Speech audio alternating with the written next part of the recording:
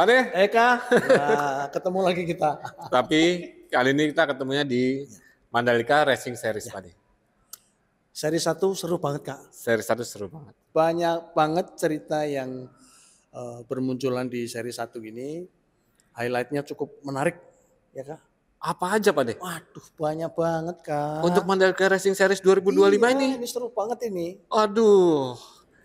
Salah satunya adalah adanya regulasi baru di kelas yang 250. Ini bisa dibilang nih kelas primadona nih, Pak De. Primadona banget. Yang memang ya tadi Pak De bilang bahwa untuk seri 1 ini persaingannya kompetitif nih, Pak De. Luar biasa banget itu. Dan ya banyak pembalap yang memang akhirnya mengakui bahwa wah, kelas 250 semakin seru. Iya. Tapi apakah ya, Pak De? Nah, sebenarnya yang bikin seru atau bikin menarik adalah Yamaha R3. Ya. Kapasitasnya kan 320 cc ya. Ya. Itu boleh ikut sekarang. Berarti Itu. ya soal regulasi ini memang mengikuti standarnya FIM Asia ya, Pak. Ya, betul. Mengacu ke ARC ya. Jadi dengan harapan ya mekanik Indonesia nggak perlu repot-repot lagi untuk setting mesin ketika mengikuti gelaran Asia Road Racing Championship nih, Pak De. Eka sudah ngobrol sama siapa saja tuh soal itu? Kayaknya kemarin banyak banget ngobrolnya. Menjadi menarik nih, Pak De. Ya. Karena ya memang ada pro dan kontra ya. Ya. Namanya hidup ya, Pak De. Ada pro dan kontra ya. Jadi seperti saya bicara dengan Are Agaska. Are Agaska kali ini pembalap dengan Yamaha R3, Pak De. Boleh kita simak nih obrolan saya dengan Are Agaska, Pak De. Boleh. Kita simak ya. Simak. Race 1 ini seperti apa nih pertarungan ya, terutama antar rekan sesama Yamaha dan juga bersama dengan ya Honda di awal. Ya, pada awal start Arai tetap fokus saja dan Arai percaya diri dan Arai juga kontrol emosi, main santai dan ya menghemat beban juga cuaca yang sangat panas. Sekitar 2 minggu lalu Arai sempat untuk balap di R3 World Cup ya. Iya. Dengan motor ya speknya sama nih R3. Ada nggak sesuatu yang akhirnya dibawa dari luar, dari Eropa dan diterapkan di sini? Iya, kalau untuk yang sekarang kan beda juga bannya. Yang di Eropa pakai Pirelli yang slick. Ya. Dan di sini pakai Pirelli Rosso 4. Okay. Dan itu sangat beda jauh. Dan di sini juga Arai agak sedikit merubah gaya balap. Tapi Pak De, selain dengan Are Agaska, aku juga ngobrol dengan ya beberapa pembalap lain. Ya. Ngobrol dengan Andi Gilang, ngobrol dengan Irfan Ardiansyah. Ya, betul. Dan mungkin juga Pak De juga ngobrol dengan ya pihak-pihak terkait juga ya. Ya, kalau aku ngobrolnya sama Pak Rizky. Dari Astra Honda Racing Team. Ya. Juga sama Mas Wahyu. Dia dari Yamaha. Ya, pertarungan di race 1 nih. Seperti apa? Ya, tadi pertarungan perebutan posisi kedua seru banget ya. Jadi saya juga di beberapa poin saya agak kesusahan, tapi di beberapa poin saya bisa unggul lagi. Ada positif saya rasa. Sampai last lap saya kehilangan momen dari tikungan 10 di last lap. Akhirnya saya merosot langsung dari posisi 2 langsung ke posisi 6. Saya nggak dapat momen juga sebetulnya sampai di tikungan 2 terakhir. Tapi rider di depan saya juga membuat mistake. Semua ya ambisi mau di podium dan akhirnya mereka membuat kesalahan. Dengan regulasi baru ini apakah menjadi lebih kompetitif atau seperti apa, Gilang? Mungkin bisa dilihat dari resultnya aja, dari video race-nya tadi.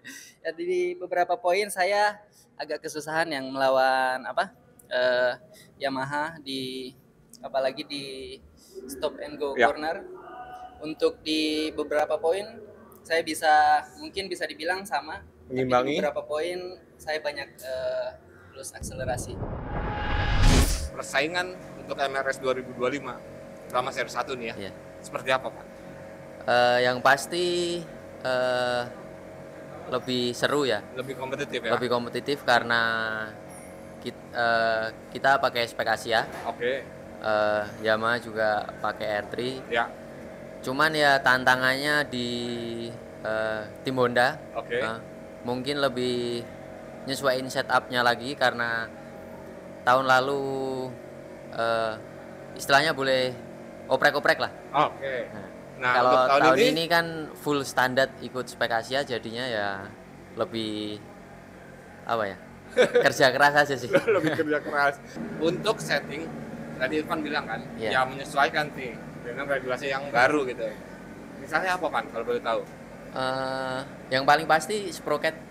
Iya, bisa lebih berat sih karena buat bantu RPM-nya lebih jalan aja sih. Oke, buat ngejar di RPM yang sedikit lebih tinggi. Cuman susahnya juga harus RPM bawahnya juga harus kuat. Itu yang masih jadi PR buat tim Honda sih. Tetap ada PR juga ya.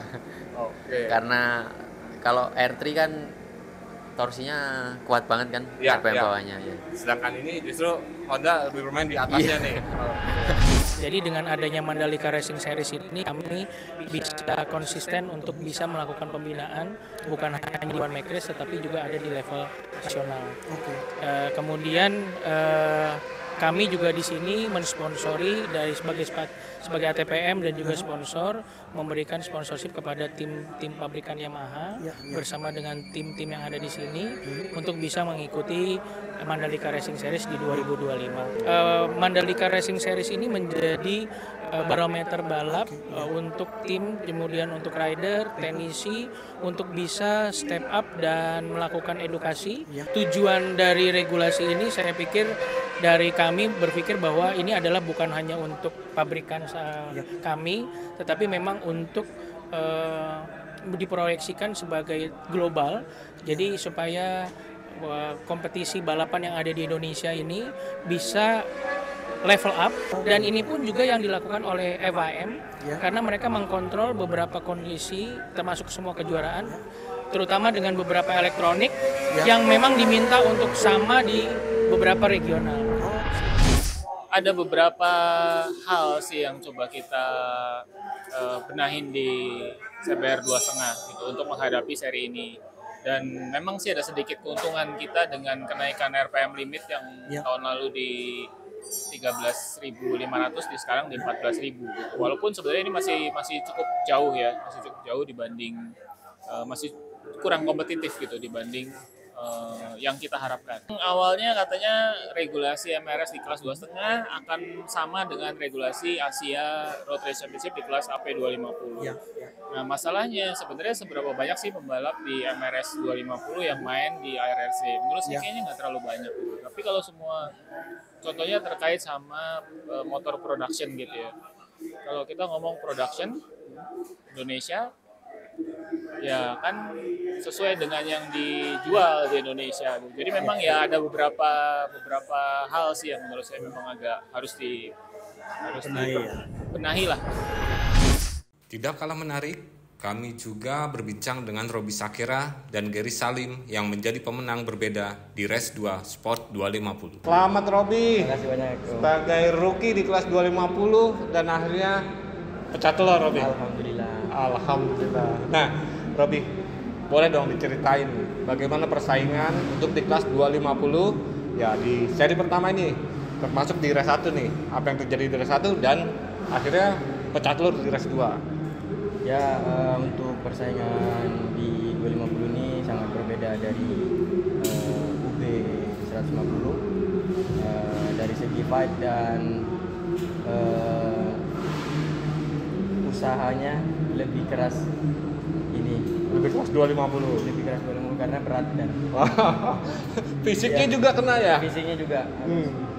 Ya, untuk race 1 kemarin saya cuma ikuti ritme dan saya juga pertama naik 250 ini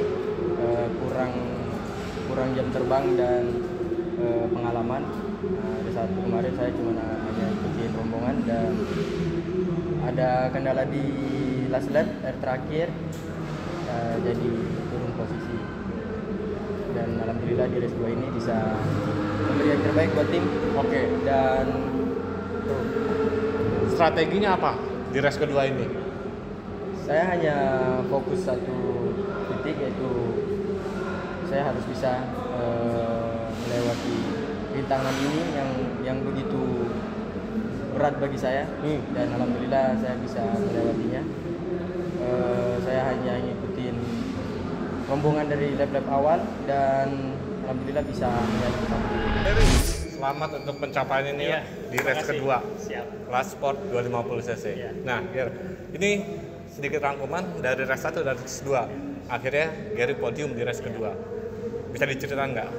Gimana perjuangannya ya di kelas Sport 250 di 2025 ini? Ya sebenarnya Gary sangat senang ya. Terima kasih juga kepada MS Glow Foreman Racing Team dan Mas Gilang udah mempercayakan Gary gabung di timnya. Dan tentu Gary dibuatin motor baru, bukan motor yang tahun lalu tapi motor baru. Dan Gary juga belum pernah nyoba buat latihan ataupun apa, dan perdana di Mandalika ini di hari Jumat kemarin. Dan Gary banyak mencari setup dari hari Jumat, masih banyak yang kurang, tapi selalu ada progres. Dan sampai tadi pagi di Superpool juga udah progres. Mungkin posisi emang belum naik, tapi dari lap time progres. Dan akhirnya di race kedua ini dengan hasil improve dari latihan sampai Superpool akhirnya tercapai di race kedua ini. Akhirnya ketemu settingannya.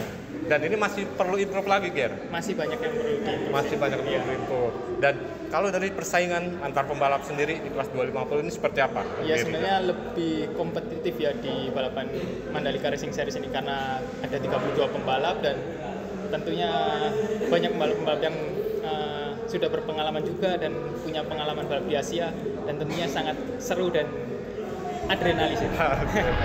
Nah, selain mengenai regulasi, sebenarnya ada hal yang menarik lagi nih Kak, soal perpindahan pembalap nih, pembalap unggulan dari tim ini pindah ke tim itu, tapi lu lah yang nerangin, lu yang ngerti. Aku yang ngobrol ya Pak. Iya, jadi terutama untuk di kelas ya tadi yang kelas primadona ya Pak De, ada perpindahan yang cukup mencolok Gary Salim Pak De. Oh iya, betul. Gary Salim saat ini bernaung di tim MS Glow Foreman Racing Team. Keren. Dia ngomong apa aja dia? Ya itu. Ngomongnya ntar kita simak ya, Pak De. Gitu ya. Ngomong apa aja ya. Oke, saya saat ini bersama dengan Gary Salim dan juga nih tim barunya nih MS di 2025. Apa, Ger? MS Glow Foreman. Nah, Ger, apa yang membuat Gary Salim akhirnya bergabung dengan ya MS Glow Foreman Racing Team? Tentu ini berharga sih buat Gary bisa bergabung dengan MS Glow Foreman, karena Gary lihat di dalamnya sudah seperti tim pabrikan. Wow, udah selevel itu ya, Ger? Iya, dan tentunya juga dukungan yang diberikan ke pembalap ya sangat banyak sih. Dan tentunya ini yang sangat berharga buat Gary ya. Pengalaman masuk di tahun 2025 ini. Kenapa tetap di kelas 2,5 dulu dia nih? karena bicara soal kelas 2,5 nih kayaknya pengalaman Gary udah ya cukup cukup panjang ya, Ger? Ya karena masuk di kelas 2,5 ini sebenarnya kalau dilihat dari balap di nasional lebih kompetitif ya. Dan peserta juga lebih banyak, jadi mungkin ini yang Gary cari sih. Nah, selain Gary Salim, aku juga ngobrol dengan Aditya Fauji. Oh, dia ini nih yang salah satu bisa dibilang title contender untuk di berbagai event nih, baik itu di Kejurnas dan juga di ARRC Pak De. Dan untuk saat ini di MRS 2025 Aditya Fauji bernaung di tim JPNW Pak De. Nah ini menarik untuk disimak, kenapa alasan pindah gitu kan Pak De. Dan yang menariknya ya tadi bahwa saat ini dia pakai Honda Supra GTR Pak De. Jadi kalau kita lihat di entry list-nya Pak De, dari sekian banyak dari 24 pembalap itu hanya 2 yang pakai pembalap Honda. yang pakai Honda. Sisanya tuh Yamaha Making Pak De. Nah ini nih yuk kita simak Pak De. Iya oke. Adit sekarang di 2025 pindah tim nih. Ya. Tim baru dan juga nih motor baru nih Dit. Dari biasanya Making sekarang ke Supra GTR nih. Kira-kira perubahan seperti apa nih yang ya Adit harapkan nih? Ya terutama kan dengan merek yang berbeda dari sebelumnya, saya banyak beradaptasi di motor baru ini, terutama di suspensi. Saya harus banyak setup juga, dan di engine juga udah lumayan ya, progresnya. Ya. Mungkin dan harapannya target di tahun ini saya bisa bersaing dengan teman-teman yang lain dengan motor yang baru. Nah, Pak De, Ya. selain tadi perpindahan pembalap, highlight yang menarik yaitu soal apa ya? Bisa dibilang bukan penambahan hari ya, tapi ada waktu latihan di sesi hari Jumat tadi. Iya betul. Jadi dari awal ini kan Pride Motorsport sudah bilang bahwa untuk kali ini, tahun ini itu balapan bukan cuma Sabtu dan Minggu, tapi mulainya dari Jumat. Iya. Jadi supaya tujuannya adalah pembalap ini punya waktu tambahan ya untuk mengkoleksi data-data bagi pembalapnya. Apalagi yang tadi Eka bilang ada pembalap baru di tim yang lama gitu, sehingga mereka perlu penyesuaian segala macam. Nah, untuk ini aku sudah ngobrol sama 2 orang. Jadi Robert Chong, beliau ini adalah dari tim LFN. Kemudian yang kedua, aku kemarin ngobrol sama siapa ya? Mas Dendi.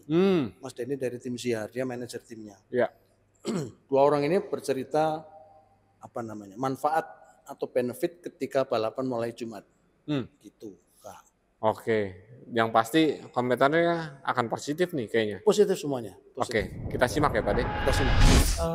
Bagi tim kita ya sebagai tim penambahan 1 hari ini cukup menguntungkan untuk tim. Apalagi Mandalika ini kan jauh dan kita jarang latihan di sini kan. Iya. Maka dari itu dengan adanya penambahan waktu kita bisa melakukan setting lebih maksimal. Oke. Ya dengan tambahan 1 hari dengan adanya 2 sesi ini dengan waktu yang cukup lumayan, itu sangat menguntungkan untuk kita untuk lebih maksimal lah dapat settingan motor gitu. Oke. Nah Mas, sekarang 2 sesi itu artinya pagi ada timingnya juga Mas atau gimana Mas sebenarnya? Iya, sesi pagi kita ada dikasih waktu kurang lebih 20 menit dan sorenya juga 20 menit. Oke. Nah, jadi kan kita bisa setting untuk yang pagi seperti apa, sore seperti apa gitu. Yang akan kita gunakan untuk esoknya di KTT dan di race 1 di hari Sabtu. Jadi gitu. Mengumpulkan datanya lebih banyak situ, ya. Gitu. Jadi lebih enak. Tapi dari sisi biaya Mas, misalnya kan berarti menginapnya lebih lama, kemudian kebutuhan ban lebih banyak, itu gimana Mas? Ya, memang kalau kita nambahan waktu ini memang budgetnya memang pasti akan lebih mulai dari pendaftaran, dari mulai bannya, terus kita akomodasinya juga harus 1 hari lebih cepat datang. Oke. Harus 1 hari lebih cepat datang. Teman dengan itu kita ya keuntungannya buat kita juga walaupun kita datang ini, walaupun kita budgetnya lebih, cuman kita hasilnya juga pengen maksimal dengan di tambahan waktu di hari Jumat itu untuk sesi praktis. Dengan adanya hari Jumat kita bisa dapat jatah tambahan free practice 2 kali. Apalagi untuk awal-awal seri seperti ini itu sangat membantu karena rata-rata formasi tim berubah. Seperti pada tim kita juga rider di kelas 250 itu dua-duanya baru. Oh, dua-duanya baru? Ya. Jadi sekarang siapa? Satu Fadil Musafik dan Robi Sakera. Oke. Kalau Robi Sekera sendiri tahun kemarin sempat balap 1 seri bersama kita. Tapi untuk Fadil Musafir benar-benar baru. Jadi dengan adanya penambahan 2 sesi ini ya ada waktu buat kita untuk basic setup paling tidak. Sehingga bisa mempersingkat waktu lah. Kalau tahun kemarin kan hanya sekali praktis langsung QTT. Terlalu mepet ya mepet. waktunya ya. Nah kemudian kan sebenarnya Robert sudah punya data log tahun sebelumnya gitu. Itu berarti dipakai lagi untuk pembalap barunya berarti? Kalau untuk data suspensi bisa kita terapkan sebagai basic setup-nya. Tapi kalau untuk mesin sendiri tahun ini berubah. Yang dari Yamaha yang dari tahun kemarin kita pakai Yamaha R25, tahun ini pakai Yamaha R3. Sehingga datanya juga belum ada untuk berubah semua. Berubah semua. Untuk tim kita datang lebih awal 1 hari dibanding tahun kemarin karena ada penambahan pada hari Jumat. Paling tidak kita di Kamis udah harus sampai setup semuanya, screw tendering semua kan dilakukan di hari Kamis. Jadi kita datanya itu pada hari Rabu kemarin. Oke. Dan Rabu udah kemarin di sini ya? Menarik ya Pak De? Seru lah pokoknya. Seru ya? Seru. Ditambah lagi, seingat aku juga Pak De sempat bicara tuh, ngobrol dengan beberapa ya Bima Aditya. Ya, dia chief mekaniknya sekaligus owner tim ya. Ziar ya. Ziar. Dan ada teknologi baru yang diaplikasi di motor dia gitu Pak. Iya, betul. Terutama untuk menyambut MRS 2025 ini. Iya, betul. Apa aja ya? Komentarnya. Tentang apa itu? Jadi tentang digital teknologi sebenarnya. Oke. Jadi pas aku lewat-lewat di pedoknya Bima. Ya. Itu Bima lagi asik nyolokin laptop tuh. Oh. Nyolokin laptop. Kemudian aku tanyain, Bim lo lagi ngapain lo Bim? Dia bilang ini Pak, aku lagi ngambil data, melihat data yang sudah dilakukan oleh selama balap tadi. Oke. Nyolokin gini nih, lu sebenarnya mau lihat apa Bim? Lihat datanya aja Mas. Belum tentu di mapping juga, karena mappingnya udah apa sih? Enggak di mapping, cuma lihat datanya. Nah, mapping itu sebenarnya fungsinya kayak apa, Bim? Ya kalau memang ada AFR yang nggak pas itu nggak sesuai target baru kita rubah. Bisa diubah lewat sini berarti? Yang bisa diubah lewat laptop ini apa aja, Bim? Fuelnya sama mapping banyak sih Mas. Banyak. Sama SA-nya, apinya banyak. Jadi itu bisa mengkonfirmasi ketika pembalap merasakan ini kurang akselerasi, kurang apa itu apa bisa deteksi dari sini? Bisa. Ya. Bisa. Itu selama sesi latihan ya Pak De? Ya, sesi latihan. Nah lalu Bima bilang sambil menerangkan macam-macam tuh dia bilang.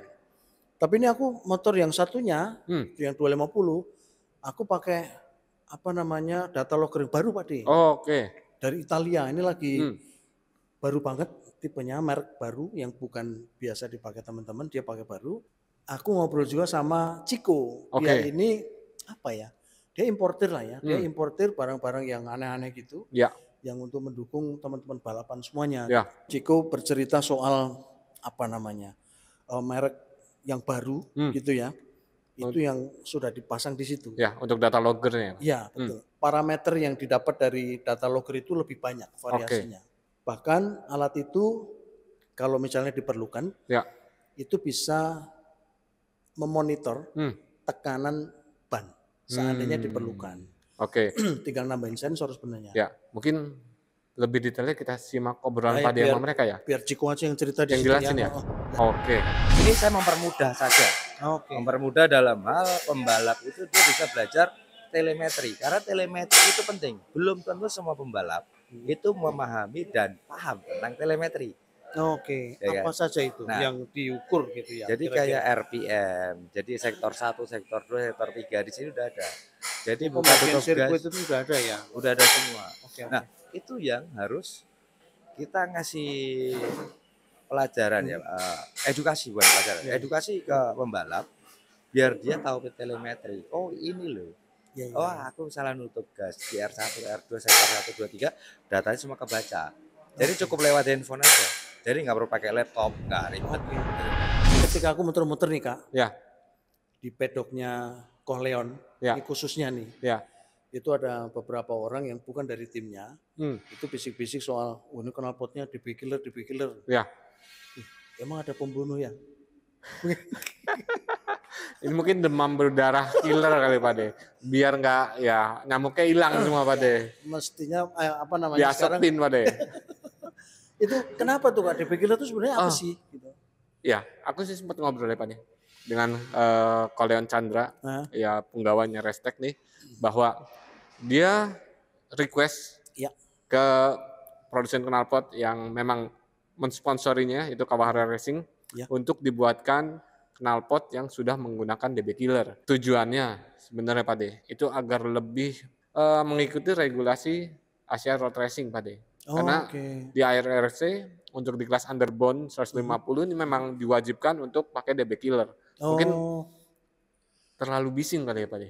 Iya, mungkin merdunya tuh beda kan dengan motor-motor yang memang 4 silinder atau 2 silinder gitu, merdunya beda kali ya. Iya, betul. Makanya akhirnya diputuskan untuk memakai DB killer. Nah, menjadi menarik ketika saya ngobrol dengan kalian itu, mungkin ada up and down-nya nih. Agar lebih detailnya kita simak nih Pak De, obrolannya Pak De. Jadi sebenarnya bukan teknologi baru ya. Sebenarnya ini knalpotnya dibikinkan DB killer belakangnya untuk balapan di Asia Road Racing Championship, karena memang regulasi baru itu infonya mengharuskan menggunakan DB Killer dengan ukuran yang dan spesifikasinya sudah ditentukan oleh panitia. Jadi ini spek baru nih untuk di ya istilahnya dengan penambahan DB Killer itu. Ya, jadi memang kebetulan kita untuk sirkuit besar kan kita hanya bisa testing. Kebetulan kita tahun ini tahun pertama pakai Honda. Oke. Kebetulan tahun pertama saya riset Honda dengan regulasi yang baru. Jadi saya mengharuskan testingnya di Mandalika karena tidak ada sirkuit lain yang sebesar seperti sirkuit di Asia untuk mentesting motor, mesin, dan regulasi knalpot yang baru. Oke, nah gitu. kalian biasanya kalau motor ataupun knalpot pakai DB Killer, dia ada sedikit penurunan power nih. Ya. Nah kalau untuk ini mengakali seperti apa nih? Apakah ada penurunan power atau dikejar dari sisi yang lainnya? Oke, kalau penurunan power yang pasti torsi di bagian RPM bawah memang berkurang otomatis. Jadi karena knalpotnya seperti di pempet ya, ditahan ya. Tapi saya juga kaget. Tapi menggunakan DB Killer itu ada improvement di power RPM bagian atas. Oke. Itu. Jadi dengan adanya tahanan di belakang, malah RPM di atasnya lebih bagus. Lebih bagus. Ya, karena adanya back pressure. Ya. Jadi kita tahu bahwa knalpot kita selama ini itu silencernya ukurannya terlalu besar. Jadi tidak ada back pressure. Yang mengakibatkan di RPM atasnya agak sedikit kurang. Oh alah, DB Killer itu artinya itu toh maksudnya? Iya Pak De.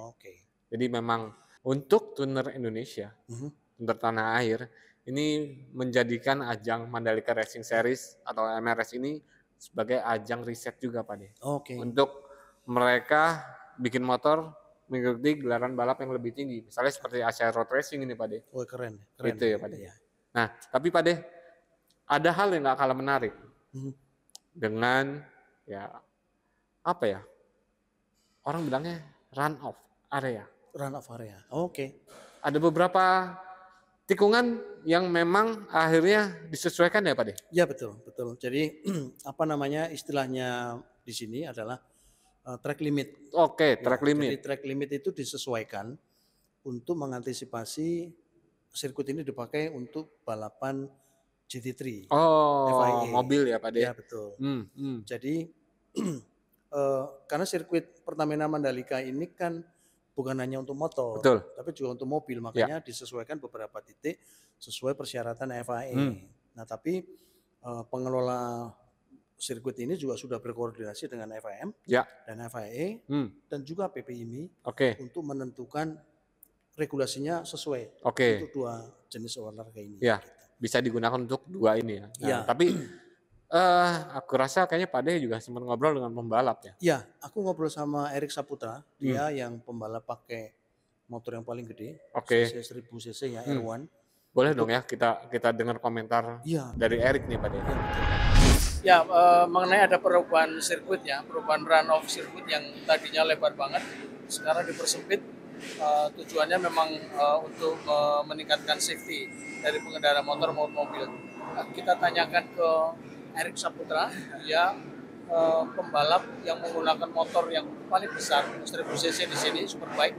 Kita tanyakan pengaruhnya kepada pembalap. Kira-kira Rick, pengaruhnya kayak apa Rick? Ya, lebih honest kalau misalkan sirkuit di Mandalika ini memang sebelum run off dirubah itu sangat amat safety. Karena di situ posisi kita benar-benar lagi full throttle dan banyak itu kan spot paling sering buat overtake kan. Jadi saat kita overtake dan kita itu mungkin hampir bersenggol dengan pembalap lain, kita mungkin akan out. Kalau sebelumnya kan itu lebih aman ya. Tapi sekarang jadi mungkin buat kita pembalap yang Superbike atau 600 harus lebih berhati-hati saat overtake di situ aja sih. Jadi akan mungkin saat fight kita harus agak sedikit lebih berhati-hati, perhitungan banget aja di situ. Karena itu posisinya kan tidak rata ya. Jadi saat kita, apalagi bar ini kan bar slick, saat dia slide sedikit ke bawah, pasti itu akan pasti akan lewat. Nah kira-kira sebenarnya apakah itu tujuannya untuk mengurangi kecepatan Rick? Atau seperti apa Rick? Karena saya tahun ini juga balap mobil juga di ISOP, jadi saya juga memaklumi karena kan di Mandalika juga mau ada kejuaraan City World City itu kan.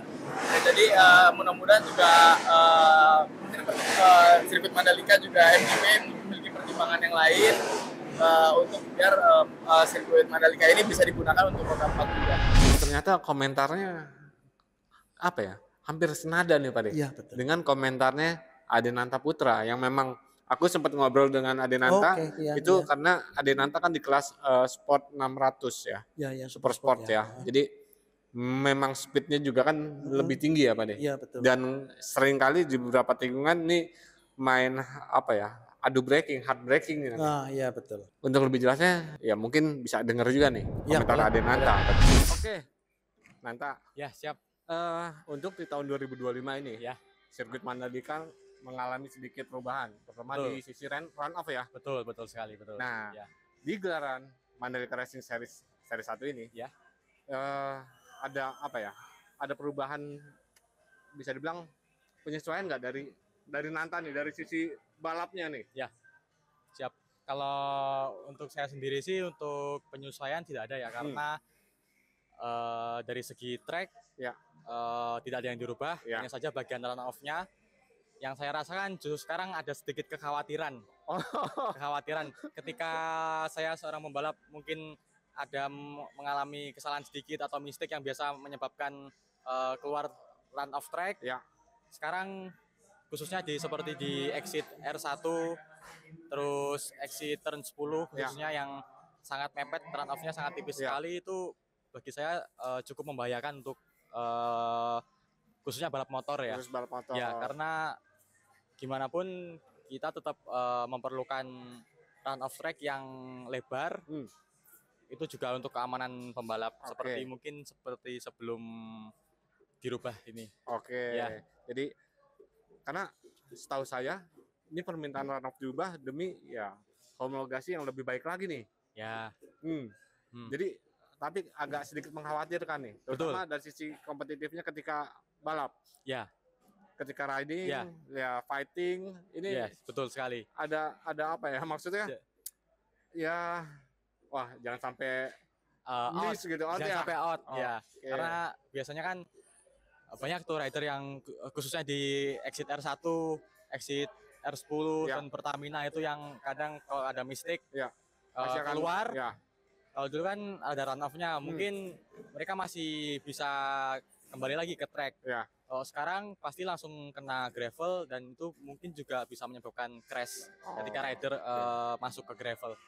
Berarti sekarang memang harus dituntut lebih jeli lagi ya. Betul sekali. Memutuskan di mana ya posisi attack-nya nih. Ya, betul. Oke, Nanta.